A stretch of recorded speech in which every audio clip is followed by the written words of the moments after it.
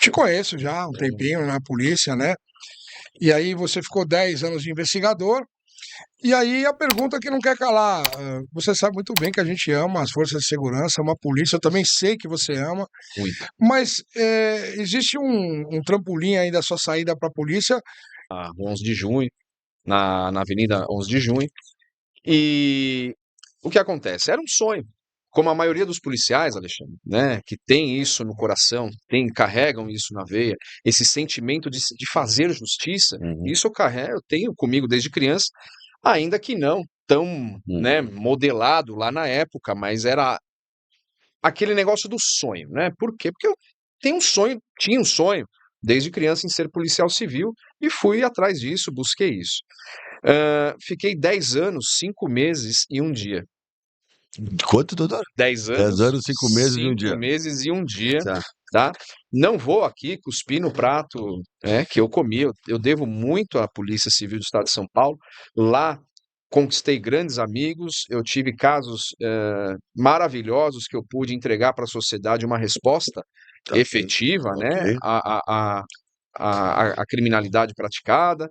Enfim, acontece que de 2021 para cá, começaram a surgir situações, né, em que eu me vi envolvido no combate à criminalidade e que desaguaram algumas, digamos assim, algumas situações, demandas procedimentais inadequadas, ok? E isso foi me saturando, foi me cansando juridicamente, porque eu tive que Uhum. contratar advogado, inclusive, para combater, Tá. né, essas situações, esdrúxulas até, Uhum. tá? Uma delas, graças a Deus, o próprio Ministério Público, eu vou descortinar aqui, eu vou explicar para o pessoal que está em casa o que aconteceu, para ficar mais claro, e aí vocês vão Uhum. tirem as suas próprias, né, conclusões. Ocorre que não é fácil você ficar com uma bigorna no travesseiro todos os dias, Uhum. né?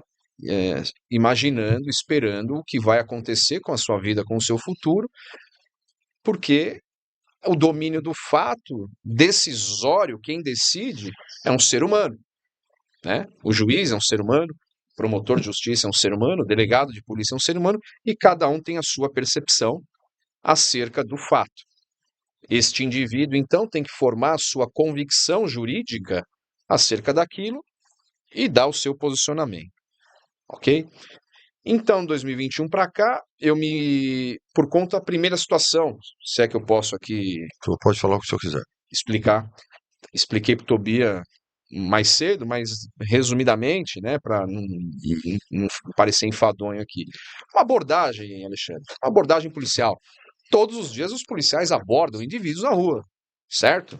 Por motivos diversos, certo, Tobia? Você é policial, você está nativo, policial combativo, né? Existem razões, situações que motivam o nosso espírito de abordar. A tal da fundada suspeita. No caso específico, determinado dia, eu achei que seria abordado por indivíduos em duas motocicletas. Tá. Então eram dois indivíduos, certo? Não, melhor, quatro indivíduos em duas motocicletas, cada motocicleta com dois. Tá. Eles adotaram uma postura, Uhum. né, de olhar para trás, se viraram contra mim, diminuíram a velocidade. Eu falei, eu vou ser abordado. Chegou a minha vez. Onde que rua que era, doutor? Onde o senhor estava? Ali foi na Vila Maria, Zona Norte, área do Tá. 19º DP, Tá bom. né? Ok. Delegacia que eu trabalhei por anos, inclusive era um dia Uhum. de folga, nem estava em Uhum. atividade. Fui me antecipei. Falei, eu não vou ser a bola da vez hoje.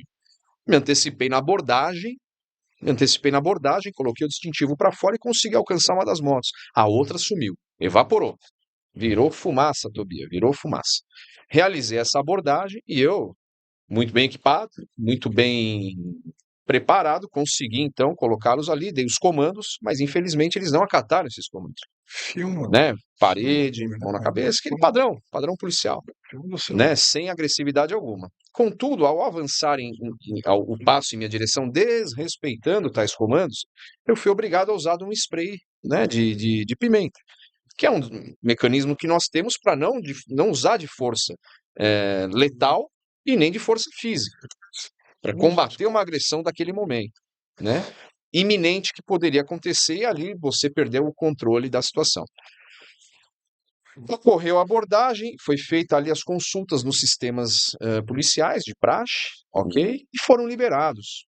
Para minha surpresa, Tobias, para minha surpresa, posteriormente, me chega lá uma notificação da corregedoria, Casa Censora, tá? Que enaltecendo, inclusive, a atual diretora lá, uma pessoa muito, muito capaz, que eu tinha que prestar ali esclarecimentos acerca dos fatos e gerou um inquérito policial. Não começou nem com apuração preliminar, viu, Tobias? Nem sindicância, foi direto para inquérito. Por quê? Foi direto para inquérito na Delegacia de Crimes Funcionais? Porque houve representação criminal por ter sido uma suposta lesão corporal. E aí, crime que deixa vestígios, chamados também, né, aqui, aquele puxadinho para o juridiquês rapidinho para Alexandre não brigar comigo. Não, não, Não, vamos lá. não transeuntes, né? Não. Então, crimes que deixam vestígios é obrigatório o quê, Tobias? O exame de corpo de delito. O Código de Processo Penal especifica que isso é obrigatório. E lá deu uma lesão da mais leve possível, que é a chamada rubefação. O que é a rubefação?